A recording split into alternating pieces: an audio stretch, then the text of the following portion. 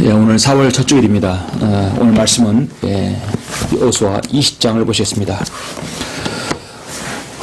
오늘 4월 첫 주 말씀은 여호수아 20장 1절부터 9절까지 말씀입니다.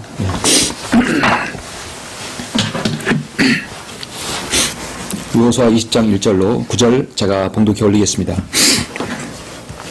또 주께서 여호수아에게 일러 말씀하시기를 이스라엘 자손에게 고하여 말하기를 내가 모세의 손을 통해 너에게 말한 도피 성읍들을 너희를 위하여 지정하여 부지불식간에 사람을 죽인 살인자를 그곳으로 도피하게 하라. 그것들이 피의 보복자로부터 너희의 피난처가 되리라. 그 성읍들 중에 하나로 도피하는 자는 그 성읍 입구에 서서 그 성읍의 장로들의 귀에 자기의 주장을 고할 것이요 그들은 그를 성읍 안으로 그들에게 데려와 그에게 한 곳을 주어 그로 그들 가운데 거하게 하라. 만일 피의 보복자가 그를 추격한다 해도 그들은 그 살인자를 그의 손에 넘겨주지 말지니 이는 그 살인자가 자기 이웃을 부실간에 쳤으며 사전에 그를 미워하지 아니하였습니다. 그 살인자가 그 성읍에서 살 것이니 그가 회중 앞에 서서 재판을 받기까지 살 것이며 그 당시에 대제사장이 죽기까지 살 것이라.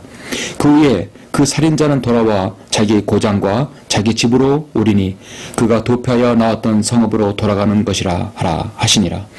사람들이 납달리 산지에 갈릴리에 있는 게데스와 에프라임 산지의 세켐과 유다 산지의 헤브론인 길랏 아르바를 지정하였더라. 또 여리고 동쪽 요단 저편에서는 루벤 지파 중에서 평지 위 광야에 있는 베셀과 갓지파 중에서 길르앗에 있는 라못과 므낫세 지파 중에서 바산에 있는 골란을 정하였더라. 이것들은 이스라엘의 모든 자손과 그들 가운데 거하는 타국인을 위하여 지정한 성읍들이니 부지 중에 사람을 죽인 사람은 누구든지 그곳으로 도피하여 그가 회중 앞에 설 때까지 피의 보복자의 손에 죽지 않게 하기 위함이니라. 아멘. 예, 오늘 이 말씀을 위해서 기도하시겠습니다.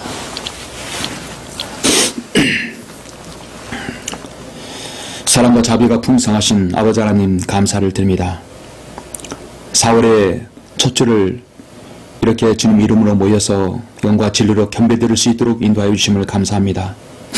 오늘 제가 이 여호수아 말씀을 통해서 제가 방금 봉독한 이 말씀을 통하여서 우리 주 예수 그리스도의 위대한 구속사역과 주님의 죽으심과 부활하심, 우리 주님의 대제사장의 위대한 그 구속사역을 다시 한번 설교하라고 할 때 주님께서 함께해 주시고 기름 부으셔서 우리 주님의 영원한 피난처요, 우리 주님께서 영원한 아시체임을 다시 한번 우리가 각인하는 시간 될 수 있도록 인도하여 주시고, 이 세상의 어떤 혼란과 풍파와 그 어떤 모진 세파에서도 우리 주님만이 우리의 피난처고 또 우리를 도움이 되시고 우리의 구원자가 되심을 다시 한번 알 수 있도록 인도해 주시길 원합니다.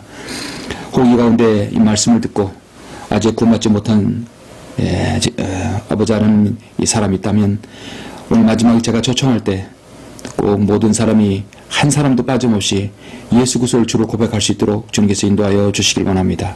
모든 것을 주님께 부탁드립니다. 주 예수 그리스도 이름으로 기도드렸습니다. 아멘. 오늘 말씀 제목은 사랑의 피난처 갈보리라는 제목으로 설교를 하고자 합니다. 사랑의 피난처 갈보리입니다. 우리는 죄악으로 넘쳐나는 세상에서 사람들과 함께 살아가면서 때로는 예기치 않는 아픔들, 사고들을 경험하게 됩니다. 어떤 때는 오해를 받고 모함당할 때가 있고, 또 어떤 곳에서는 태어나면서 그 태생 자체부터 인간 이하의 취급을 받고 인격 모독을 당하면서 살아가기도 합니다. 인간이 갖는 기본적인 자유와 수치심을 아예 생각하지도 못하며 살아가기도 합니다. 하나님께서 전혀 의도하지 않는 삶들을 살아가는 세상의 모습입니다. 하나님께서는 근본적으로 하나님의 형상에 따라 우리 인간을 지으셨습니다. 그러므로 우리 모든 인간은 인격을 가진 존재로서 존중받을 권리가 있습니다. 이슬람 국가와 불교 국가, 공산 국가들, 이런 독재 국가들에서는 그런 현실에서 살아갑니다. 인격을 존중받지 못하고 살아가는 것이죠. 인간이 가지고 있는 모든 근본적인 문제들의 해결점은 무엇인가? 모든 인간이 풀어야 할 숙제입니다. 우리는 구약성경에서 이 모든 문제를 해결할 수 있는 근본적인 문제 힌트를 여러 곳에서 얻을 수 있습니다. 하나님께서는 구약시대에 인간이 학대받고 모독하는 그 수치를 제거하시기 위해서 두 가지 안전장치를 마련하셨는데, 두 가지 제도인데요. 그것은 무엇인지 아십니까? 크게 두 가지로 보면 하나는 환희회이고 하나는 도피성 제도입니다. 먼저 환희회에 대해서 사람들이 희년이라고 알고 있는 이 환희에 대해서 잠깐 말씀을 드리면, 하나님께서는 인간을 창조하셨을 때 인간에게 요구하는 것은 죄를 짓지 말고 나의 법을 준수하며 하나님께서 원하시는 방법으로 섬기라는 것입니다. 이것이 핵심입니다. 그리고 서로가 서로를 속박하고 노예 삼는 것을 결코 허락하지 않으셨습니다. 창조주가 피조물을 존중하는 것 그 자체가 우리는 하나님께서 인간을 얼마나 사랑하시고 자비로우신가를 또 그 깊이를 알 수 있습니다.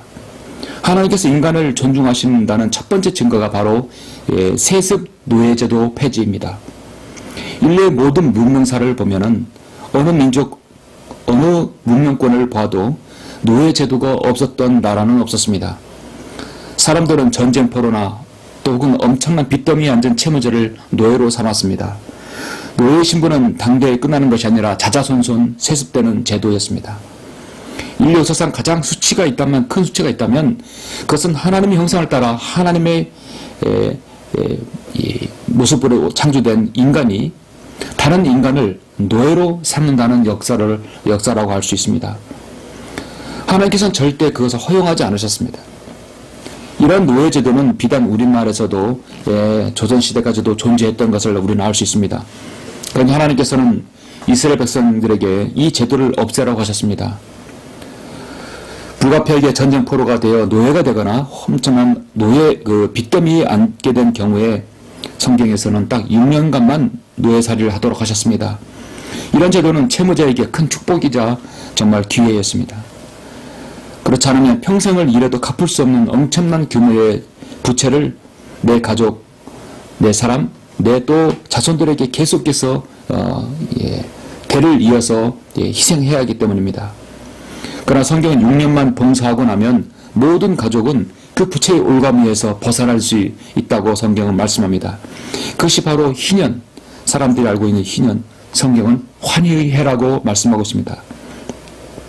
레위기 25장에서 이에 대해서 말씀하는데요. 그 50번째 해는 너희에게 환희의 해가 되리니 너희는 뿌리지도 말고 스스로 자라는 것을 거두지도 말며 내가 가꾸지 않는 포도나무에서 그 포도송이를 거두지 말지니라. 이는 그것이 환희의 해니 너희에게 거룩함이라. 너희는 밭에서 나는 소산을 먹을지니라. 이 환희의 해에 너희 모든 사람을 자기 소유로 돌아갈지니라. 만일 내가 내 이웃에게 팔아야 하거나 내 이웃의 손에서 사야 하거든 너희는 서로 악자하지 말지니라 라고 분명하게 말씀하고 있습니다. 이런 제도들로 인해서 환희의 해에 선포되는 해의 첫날에는 이스라엘 전역에 축제가 진행되었습니다. 모든 곳에서 양각나팔 소리가 울려 퍼지면 그날의 새벽에는 6년간의 그 자신의 아버지가 부채를 갚기 위해서 노예같이 일했던 그 아들이 아버지가 사는 고향으로 향해 탁 돌아왔을 때 잔치가 벌어지는 것입니다. 이제는 우리 아버지가, 이제는 우리 형이 노예의 삶을 살지 않고 되며 그 아버지의 인생에는 나의 인생을 살 수 있게 되는 것입니다. 이런 자유의 외침은 이스라엘 산하 전국 곳곳에 이렇게 6년마다 울려 퍼졌던 것입니다. 이것이 우리 인간을 보호하시는 하나님의 첫 번째 바로 사랑과 존중의 법인 것입니다. 그러면 두 번째는 무엇입니까? 두 번째는 바로 도피성 제도입니다. 하나님께서 피조물인 인간을 정말 존중하시고 아끼시는, 사랑하시는 증거인 것이죠. 그것은 바로 사랑의 안정잔치이고 사랑의 피난처, 바로 도피성 제도입니다. 자, 바로 본문으로 들어가겠습니다. 오늘 본문 말씀, 여호수아 20장은 신명기 19장과 또 민수기 13장과 이렇게 세 번에 걸쳐서 나오는 이 도피성 제도입니다. 민수기 35장을 보면은 하나님께서는 이스라엘 제사를 관장하는 레위 지파는 다른 지파와 같이 땅을 차지하지 못합니다. 그들은 하나님을 섬기는 그 지파이기 때문에 대신에 그들에게는 48개의 성읍을 받습니다. 그 성읍 가운데 6개의 성읍도 같이 받는데 그것이 바로 도피성읍 6개입니다. 그건 하나님께서 지정해 주셨어요. 요단강을 통해서, 요단강을 기준으로 동편과 서편으로 3개씩에서 6개의 도피성을 지정해 주셨습니다. 요단강 서편에 위치한 3개의 도피성은 케데스와 세켐과 헤브론이 있고, 요단강 동쪽에 위치한 3개의 도피성은 골란과 길앗과 라못, 길라라못, 그리고 베셀이 있었습니다. 잠시 여러분 신명기 19장 1절 6절 잠깐 보시겠습니다. 신명기 19장 1절로 6절을 보시면, 주 너희 하나님께서 민족들을 베어 버리신 후 주 너희 하나님께서 그 땅을 내게 주셔서 내가 그 땅을 차지하고 그들의 성읍들과 그들의 집들에서 거하면 너는 주 너희 하나님께서 내게 차지하라고 주시는 내 땅 가운데서 새 성읍을 구별할지니라. 너는 내게 길을 예비하고 주 너희 하나님께서 내게 유업으로 주시는 내 땅의 지형들을 세 부분으로 나누어 모든 살인자로 그곳으로 피하게 하라. 살인자가 그곳으로 도피하여 살 수 있는 경우는 이러하니 누구든지 과거에 미워하지 않던 자기 이웃을 부지중에 죽인 자라.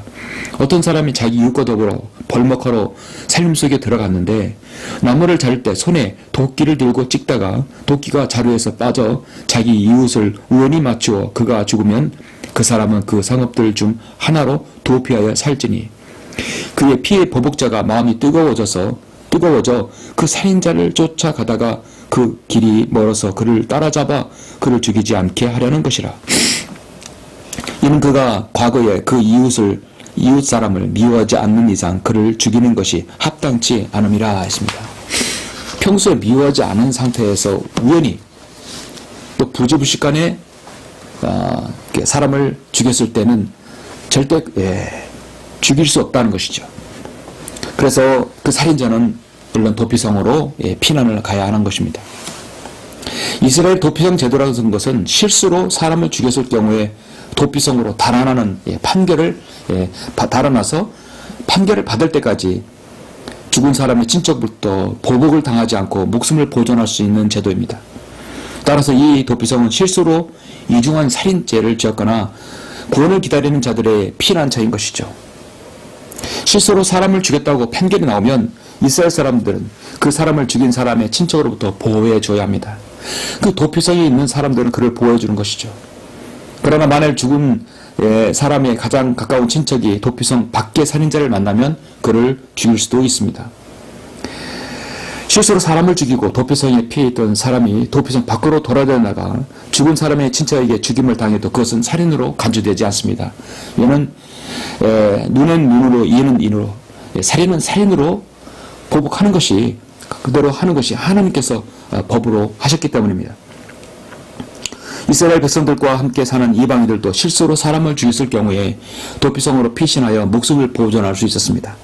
그러나 고의로 사람을 죽인 경우는 도피성으로 달아나도 소용이 없습니다.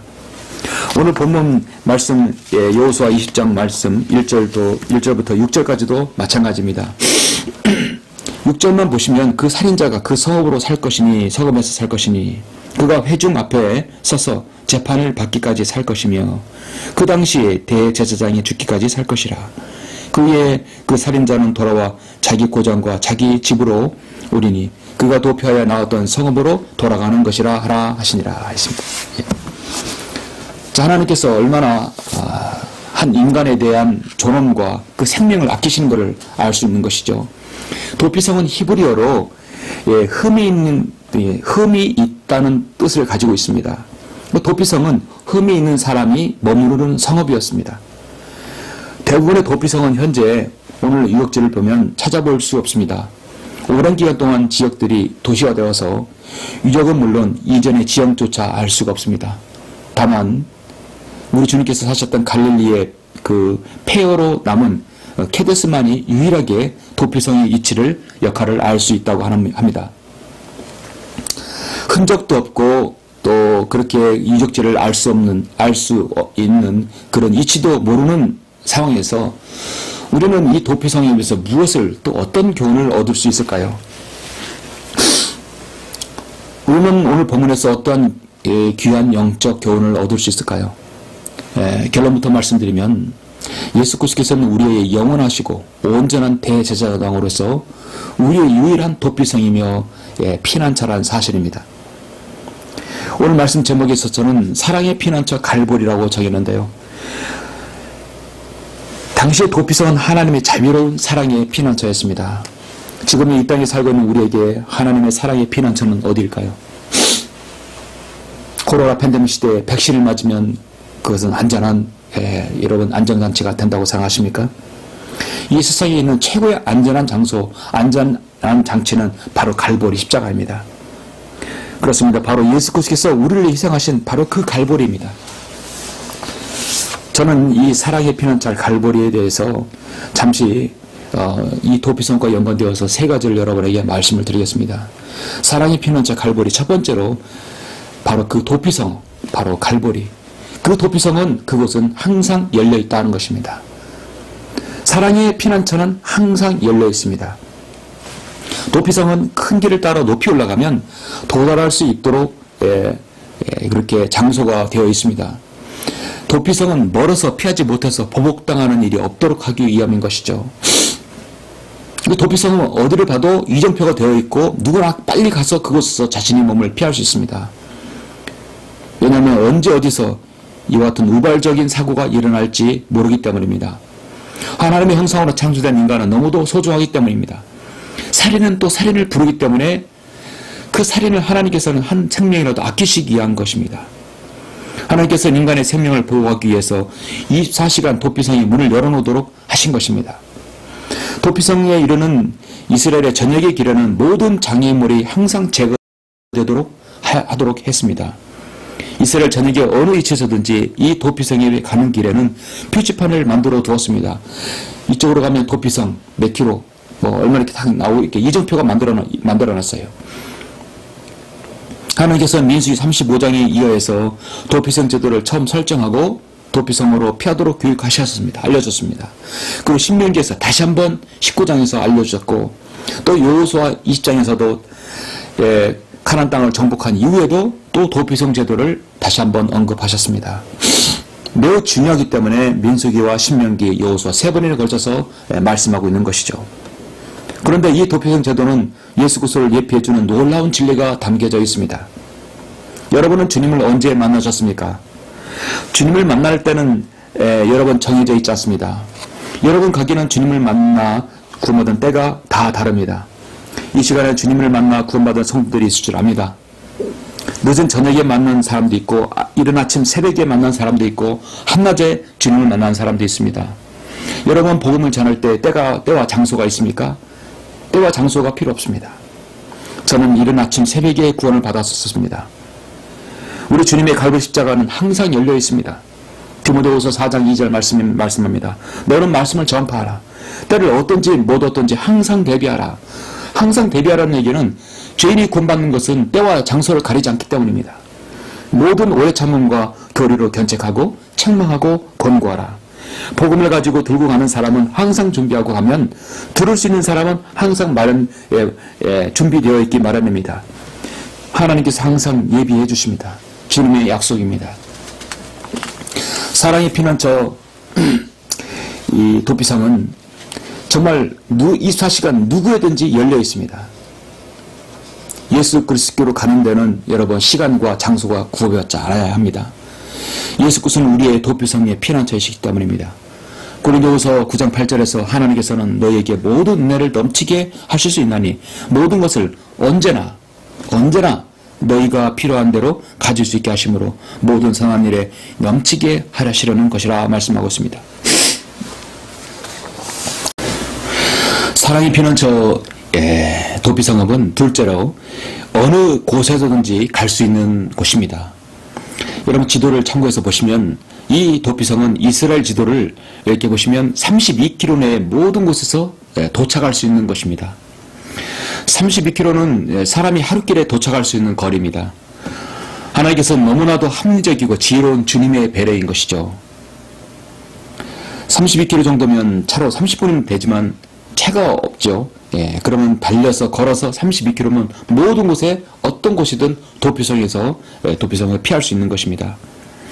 부득이 사고로 인해 도피성을 피해 가야 할 경우 하루길 이내에 도착할 수 있는 거리에 있었습니다. 이러한 거리상의 이유로 지중해 근처의 성읍은 도피성이 없는 것입니다. 이스라엘 땅은 우리나라의 경성도만 합니다. 그러한 곳에 6군데 도피성을 설정해 두셨던 것이죠. 그래서 누구든지 부지 중에 사건이 발생하면 하룻밤 사이에 달려갈 수 있는 도피성으로 또 그 생명으로 또 그 도피성을 둠으로써 그 생명을 보호하고자 하는 것입니다. 도피성 6곳의 이름은 정확히 예수 그리스도를 예표하는 성읍들이라 할 수 있습니다. 우리는 구약의 말씀은 주님의 그림자를 볼 수 있는 귀한 말씀이라는 사실을 압니다. 이 도피성 6개는 모두가 예수 그리스도를 예표하는 것으로 그분만이 이 땅에서 거룩하시며 의로운 분이심을 나타내 줍니다. 도피성읍 이름을 잠시 여러분 볼까요? 첫 번째 케데스는 요단 서편 맨 북쪽에 위치한 도피성읍입니다. 케데스는 거룩하다, 의롭다는 뜻을 가지고 있습니다. 그러므로 주님의 모습이 예수 그리스도 앞에서는 바로 우리의 모습은 예수 그리스도 앞에서는 추하고 더러울 때가 있습니다. 그러나 우리가 예수 그리스도 십자가에 의지하게 되면 우리는 나의 더럽고 추악한 모든 것에서 하나님 앞에 거룩하고 의롭게 되는 것입니다. 갈보리 십자가에서 주님께서는 나의 추악고 더러움을 다 뒤집어 씌우시고 주님의 거룩함과 의로움을 우리에게 옷 입혀 주셨던 것이죠. 두 번째 세켐은 이스라엘 중부에 위치한 성읍인데 세켐이란 뜻은 어깨란 뜻입니다. 이사야 선지자는 720년 전에 이사야 9장 6절에서 말씀합니다. 이는 우리에게 한 아이가 태어났고 우리에게 한 아들이 주어졌으니 정부가 그의 어깨 위에 있을 것이요 그의 이름은 경이로운 분이라 상담자라 능하신 하나님이라 영원하신 아버지라 화평의 통치라 불리리라 말씀합니다. 이 땅에 존재하는 모든 권력의 정점에 예수 그리스도께서 계십니다. 그리고 주님께서 앞으로 통치하실 것입니다. 예수님께서 주권자요 주님은 만화의 왕이시죠. 정서가 주님의 어깨에 있다고 말씀하고 있습니다. 세 번째로 헤브론, 길랏 야르바라고죠. 이스라엘 남부 정상에 헤브론 산지가 있습니다. 그 산지에는 도피성을 설정하셨는데 헤브론은 교제와 사귐이란 뜻입니다. 여러분은 예수 그리스도 안에 거할 때 주님과 교제할 수 있는 것이죠. 가장 친밀한 교제를 나눌 수 있는 것이죠. 네 번째로 골란이 있습니다. 요단 동편 북부에는 오늘날 골란권으로 잘 알려진 골란성이 있습니다. 그 성을 도피성으로 설정하셨는데 골란이라는 뜻은 망명, 도피라는 뜻입니다. 도피성의 의미를 자세히 살펴보면 이 땅에서 유일하게 구원받는 도피성, 유일하게 구원받는 피난처는 바로 예수 그리스도이심을 알 수 있습니다. 다섯 번째로 길랏 라못입니다. 중부 지역에서는 길랏 라못성을 도피성으로 설정하셨는데요. 라못이란 단어는 가장 높은 곳, 가장 높은 곳에 있는 사람이란 뜻입니다. 예수 그리스도는 어떤 분이십니까? 이 세상에 가장 전 우주에서 가장 높으신 분입니다. 그런데 가장 낮은 곳에 오셔서 겸손히 이 땅에 주님께서는 사람을 섬기셨고 만화의 왕이셨는데 주님께서는 우리를 위해 죽으셨죠.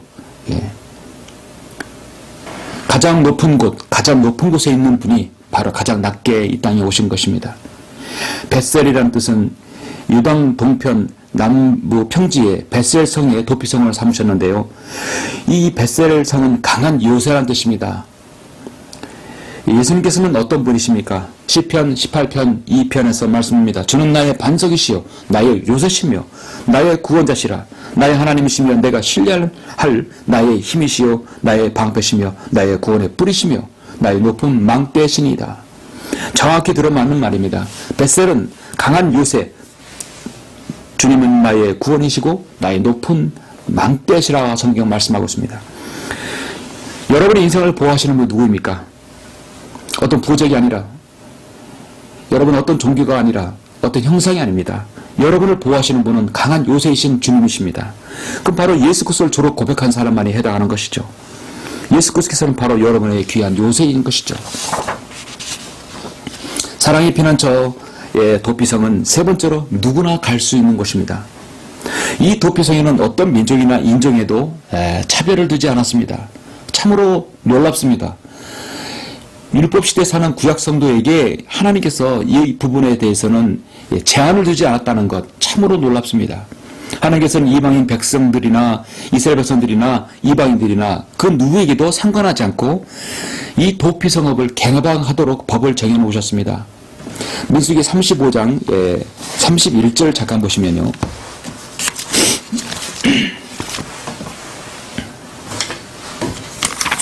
민수기 35장 31절 33절을 보시면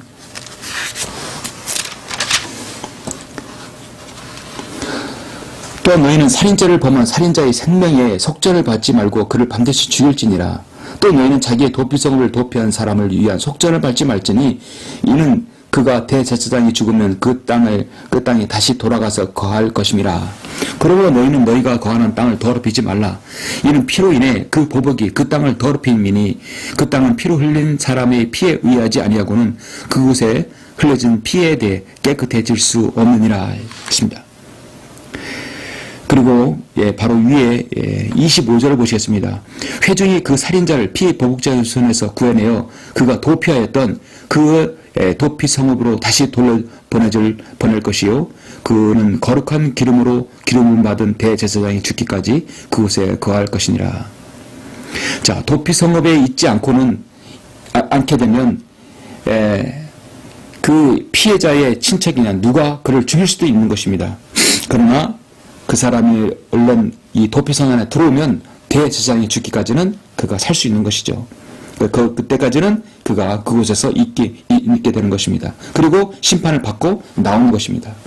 그러나 만약 그 살인자가 어느 때든지 그가 도피하였던 그 도피성읍 경계 밖으로 나간다면 피보복자가 그의 도피성읍 경계 밖에서 그 살인자를 만나 그를 죽여도 그에게 피 흘린 죄가 없느니라. 이는 그 사람이 대제사장이 죽기까지 그 도피성에 머물러 있어야 하며 대제사장이 죽은 후에야 그 살인자는 자기 소유의 땅으로 돌아갈 수 있습니다. 도피성읍은 이 이스라엘 모든 자손들과 그 중에 거하는 이방인들도 포함하는 것입니다. 다시 말해서 이 말씀은 민족주의 정서가 아주 강한 이스라엘 백성에게도 이 도피성만큼은 유대인이나 이방인 구별하지 말라는 것이죠. 이스라엘 백성이 아닐지라도 누구든지 그들의 생명을 보호받을 수 있다는 것입니다. 이것은 참으로 놀라운 말씀입니다. 오늘날 신약시대에 예수 그리스도를 믿고 구원받는 것은 이방인이나 유대인이나 할 것 없이 하나님께서 구별되지 않는 것을 아주 예표로 보여주고 있는 것입니다.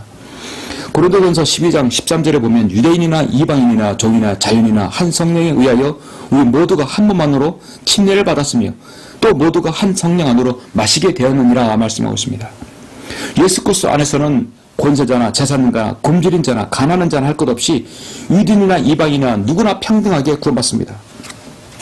유대인이 이방인 구별 없이 예수 그리스도를 통해서 교회 안에 들어오는 것이 이것이야말로 신비 중의 신비입니다. 그러므로 예수 그리스도께서는 위대한 구세주이십니다. 우리는 구원 안에서 평안을 누리고 평등한 인간의 권리를 가지며 구원을 경험하게 되는 것이죠. 요한복음 3장 16절 17절에서 뭐라고 말씀합니까? 하나님께서 세상을 이처럼 사랑하셔서 그의 독생자를 주시니 이는 그를 믿는 사람은 누구든지 멸망하지 않고 영생을 얻게 하려 하심이니라 말씀하고 있습니다. 여러분 누가복음 23장 27절을 보면 이렇게 말씀합니다. 백성이 큰 무리와 주를 위하여 통과하고 애도하는 여인이 주를 따라가더라. 주님께서 잡히시는 십자가에 지금 못 박히시는 장면입니다. 예수께서 그들을 보시며 말씀하시기를 예루살렘을 딸들아 나를 위하여 울지 말고 너희와 너희 자녀를 위하여 울라. 보라 그날이 오면 그들이 말하기를 잉태할 수 없는 자와 아이를 낳아본 적이 없는 태와 빨려본 적이 없는 젖이 복이 있도다 하리라. 그때 사람들이 산에서 우리에 무너져 내리라 하며 또 언덕에서 우리를 덮으라 하고 말하기 시작하리라. 그들이 푸른 나무에 이렇게 행한 것을 보면 마른 나무에는 무슨 일이 일어나겠느냐고 하시더라. 그때 다른 두 해양자도 사형에 처하라고 주와 함께 끌고 가더라. 33절 보십시오. 그들이 갈보리라 하는 곳에 와서 거기에서 주를 십자가에 못 박고 그 행악자도 하나는 오른편에 하나는 왼편에 못 박더라 하였습니다. 주님께서는 아버지시여 저들을 용서해 주옵소서 그들은 자기들이 하는 것을 알지 못하나이다 라고 하시더라. 그리고 그들은 주의 옷을 나누고 제비 뽑더라 했습니다. 사람들은 주를 비웃고 주님 얼굴에 침을 뱉고 발대로 주님의 얼굴을 내리쳤습니다. 주님은 이 갈보리라는 곳에서 그 모진 고초와 수치를 당하셨던 것입니다. 바로 여러분을 위해서, 바로 나를 위해서 그렇게 하신 것입니다. 주님께서 갈보리 십자가에서 그 고난을 당하지 않으셨으면 주님께서는 우리의 피난처와 우리의 도피성이 될 수 없는 것이죠. 그러므로 우리의 진정한 피난처는 바로 갈보리인 것입니다.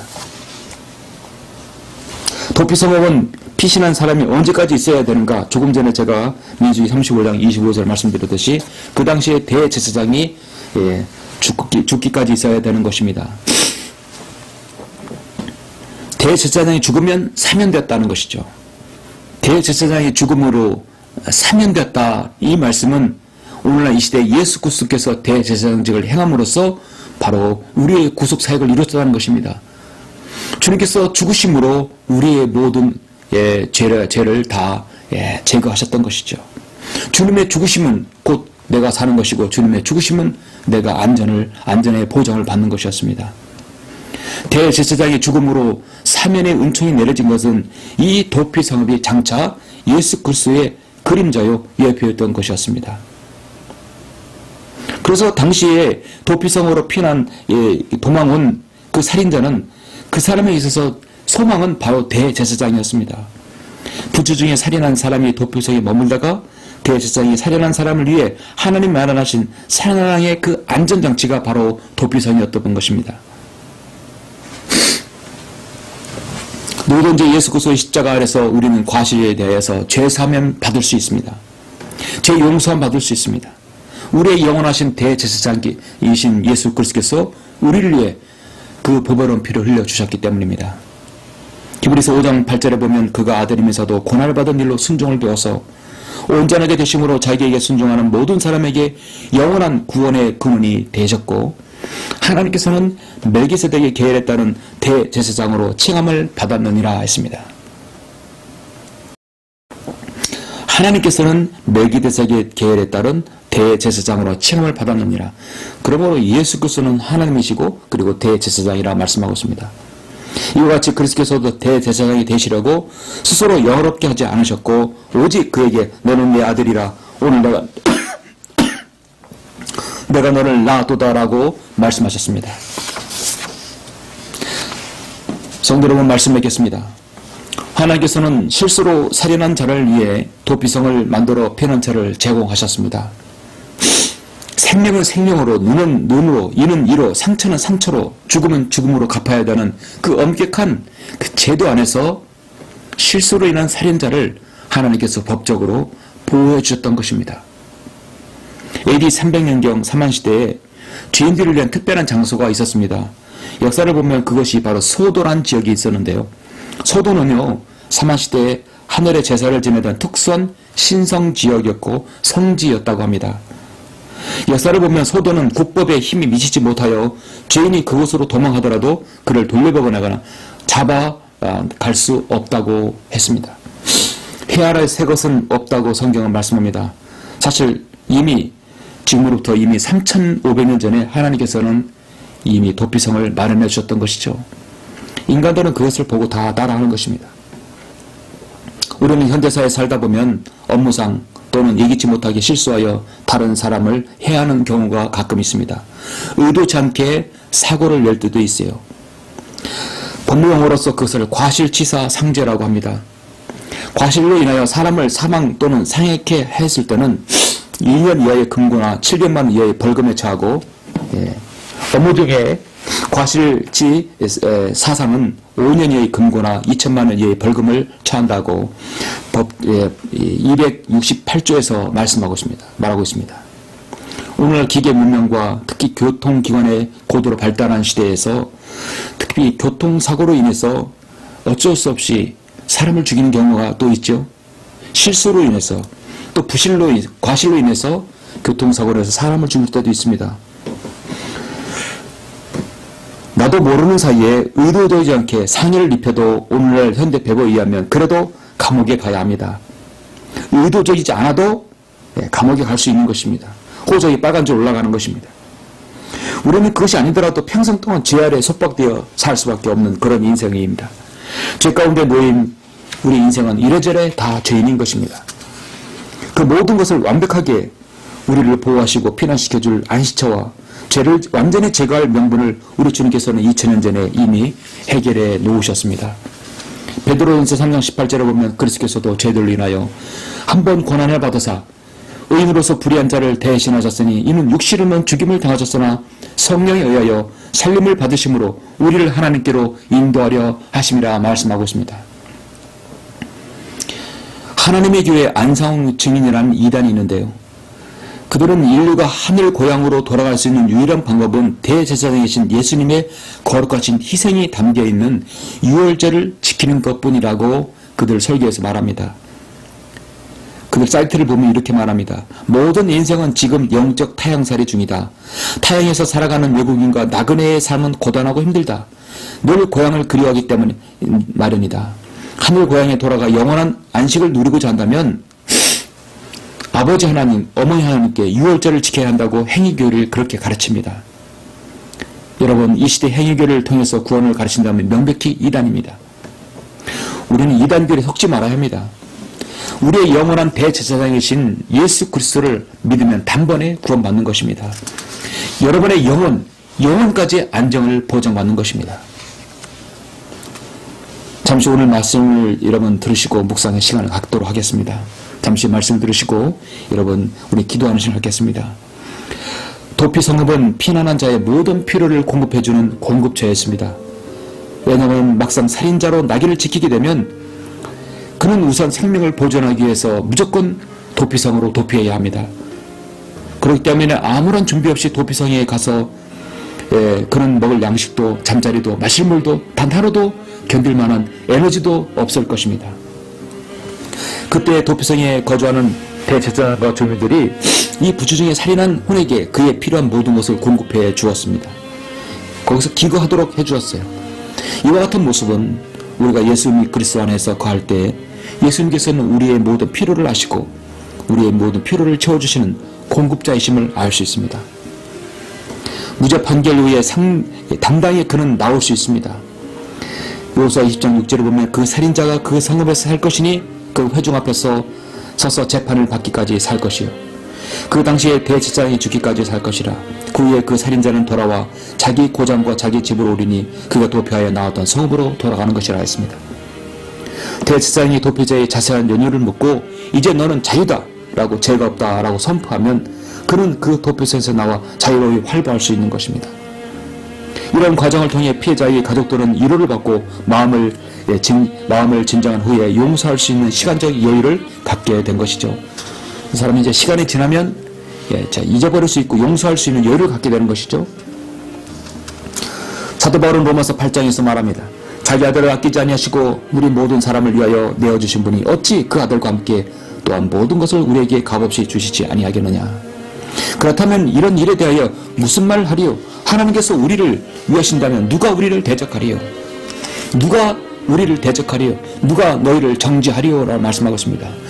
예수 그리스도께서 너의 죄를 용서하시고 이미 다 제거하셨는데 누가 너를 정죄하리요? 대제사장이 너는 이제 자유라고 하면 누구도 말할 수 없는 것입니다.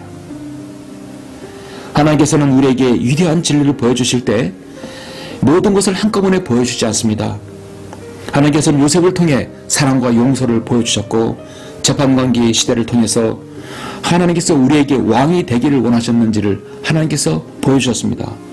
이사야 선지자를 통해서는 예수 그리스도께서 세상에 통치하며 만왕의 왕이시고 메시아라는 사실을 이미 720년 전에 보여줬습니다.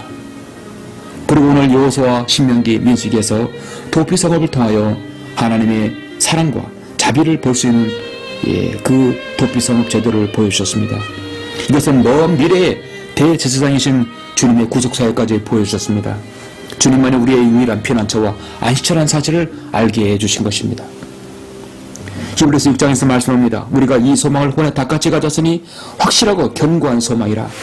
이로써 우리 혼이 희장 안에 있는 곳으로 들어가나니 선두주자이신 예수께서도 우리를 위하여 그곳으로 들어가시어 멜기세덱 계율에 따른 영원한 제사장이 대제사장이 되셨느니라 말씀합니다. 우리를 위해 죽으신 그분께서 그분께 나아가는 자는 누구나 구원과 참 자유를 얻을 수 있습니다.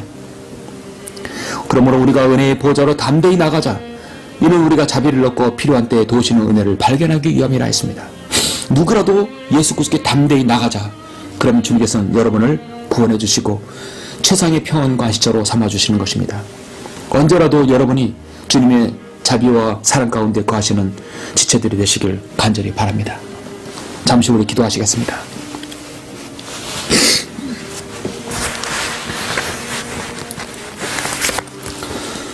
여러분이 이 작은 전도지 하나가 한 사람의 혼을 구원할 수 있다는 사실을 아시죠?